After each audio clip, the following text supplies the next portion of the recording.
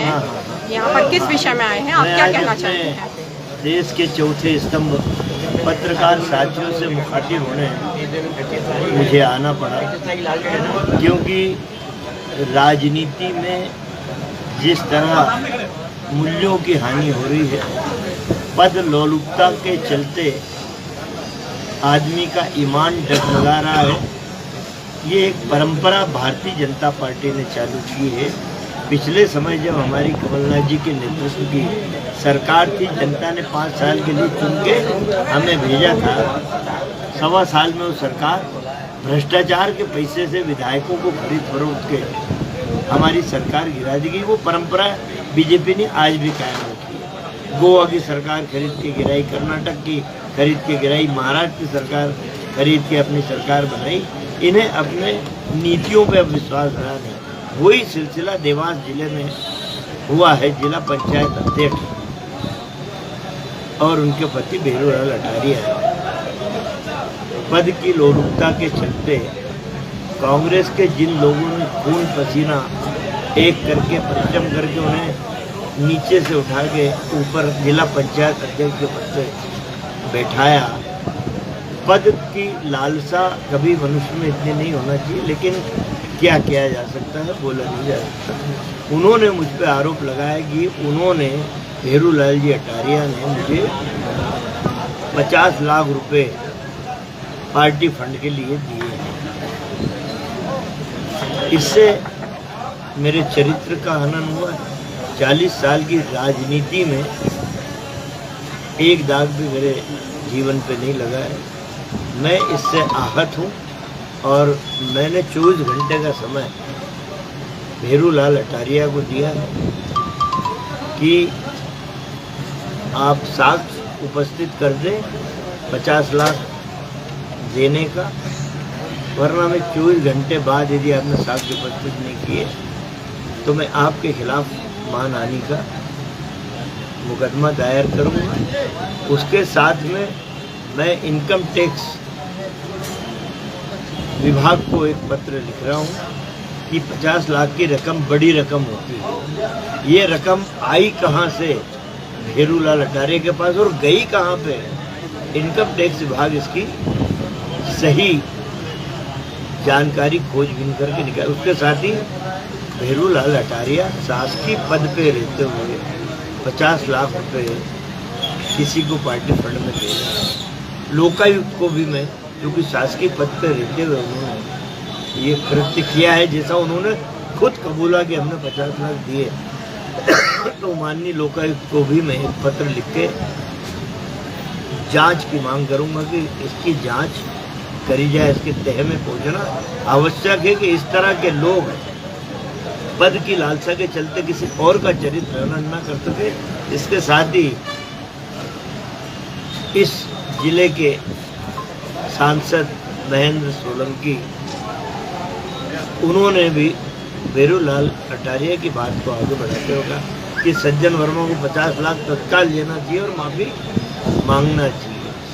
एक जज की कुर्सी पे बैठा हुआ व्यक्ति जो बैठा हुआ था, मैं भगवान को धन्यवाद देता हूँ कि हे प्रभु, तूने अच्छा हो इस व्यक्ति को जज की कुर्सी से उतार के यहाँ भेज दिया राजनीति करने के लिए, वरना जज की कुर्सी में बैठ के पता नहीं कितने उल्टे सीधे फैसले सुनाता और लोगों का जीवन नष्ट होता। मैं इन पे इसलिए इनको भी इनकम टैक्स का इनको मैं मानहानि का प्रकरण इन पे 24 घंटे बाद दर्ज करूँगा। ये भी यदि साक्ष्य उपस्थित नहीं कर पाते, किसी के कहने पे मुझ जैसे व्यक्ति से 50 लाख दीजिए और माफ़ी मांगिए। मैं तो इस बुद्धि पे तरस खाता हूँ कि जज कैसे बन गया ये आदमी, कितने इसकी कापी जाती, मुझे तरस आता है।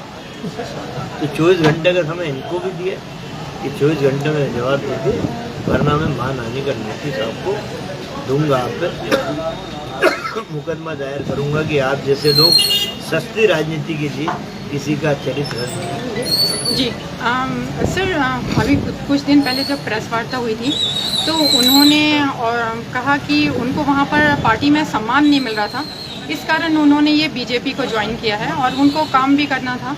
इस इसलिए उन्होंने वो कांग्रेस को छोड़ा, वहाँ पर उनको काम नहीं करने मिल रहा था। इतना सम्मान में जहाँ दौरे पे जाता था, श्रीमती लीला देवी अटारिया मेरे साथ दौरे पे जाती थी, हजारों फोटो है, और मैं वहाँ अपनी स्पीच में बोलता था। महिलाएं आती थी मिलने उनसे कि मैंने देखो बहन, मैं छोटा नेता हूँ, मैं एक ही विधानसभा का नेता हूँ, ये लीला देवी हम मेरे से बड़ी नेता है, ये 5 विधानसभा की नेता है, और किस तरह का सम्मान चाहिए। भारतीय जनता को उन्होंने खुद आज जब बीजेपी में गए तो कमिट किया कि हाँ अब मैं बीजेपी में आ गई हूँ, मुझे मकान भी मिल जाएगा, मुझे बॉडीगार्ड भी मिल जाएंगे और कार भी मिल जाएगी। ये इतनी सस्ती मानसिकता राजनीति में है तो मूल्यों की हानि है। सर, जिस दिन भीरूलाल अटारिया जी ने बीजेपी ज्वाइन की थी, उसी दिन उन्होंने अपना सोशल स्टेटस चेंज कर लिया था, उन्होंने उसका बीजेपी का बैनर लगा लिया था, साथ में सोनकच्छ भी उसमें लिखा हुआ था। तो आपको क्या लगता है कि क्या वो सोनकच्छ से चुनाव उनको लड़ना है, इसलिए उन्होंने ये बीजेपी ज्वाइन की है? कई आए और कई चले गए। सज्जन वर्मा ने पवित्रता की राजनीति की है, लोगों से संबंध दिल के बनाए हैं, इसलिए कई हवा के झोंके हैं, इनसे मुझे कभी फर्क पड़ता नहीं है। कई आए कई चले गए, वही तो गिरो पद की लोलुपता। तो आप देखिए, जिला पंचायत अध्यक्ष बन गया, विधायक बनना, परिवार के एक व्यक्ति को लोकसभा का चुनाव लड़ना, ये सत्ता की लोलुपता मैं समझता हूँ कि कितना नीचे गिरा देती है आदमी को। अटारिया परिवार उसका उदाहरण है। मैं तो ये पुलिस में रहा है ये व्यक्ति, उस समय भी मैंने खूब मदद की इसकी, आईजी को के इसको के यहाँ पोस्टिंग करो हम, पर पुलिस में रह के साजिशकर्ताओं को पकड़ने का काम सोचा था, लेकिन ये साजिशकर्ताओं से इतनी साजिश सीख गया है भीरूलाल अटारिया। मुझे लग रहा है कि मेरे खिलाफ अभी कोई साजिश ये लोग, ये परिवार और करेगा। मैं तो तैयार हूँ, क्योंकि साजिश में माहिर हो गया, अपराधी पकड़ने में माहिर नहीं हुआ। जी सर, सबसे आखिरी और बहुत अहम सवाल, क्या आप लोगों को मालूम था कि ये लोग कांग्रेस छोड़ के यहाँ पर ये बीजेपी ज्वाइन करने वाले हैं, कि अचानक? ये अचानक नहीं हुआ, पिछले 5 महीने से ये षड्यंत्र कर रहे थे। हम लोगों के फ़ोन को टेप करना, जगह जगह कभी चुपचाप आरएसएस के कार्यालय में जाना, कभी बीजेपी के, हमारे पास सब खबर आती थी।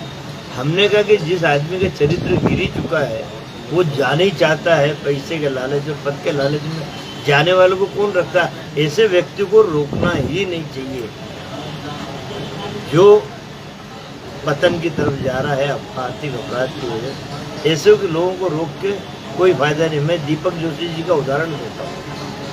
दीपक जोशी जी पूर्व मुख्यमंत्री स्वर्गीय कैलाश जोशी जी के सुपुत्र हैं, 3 बार एमएलए रह लिए, मंत्री रह लिए।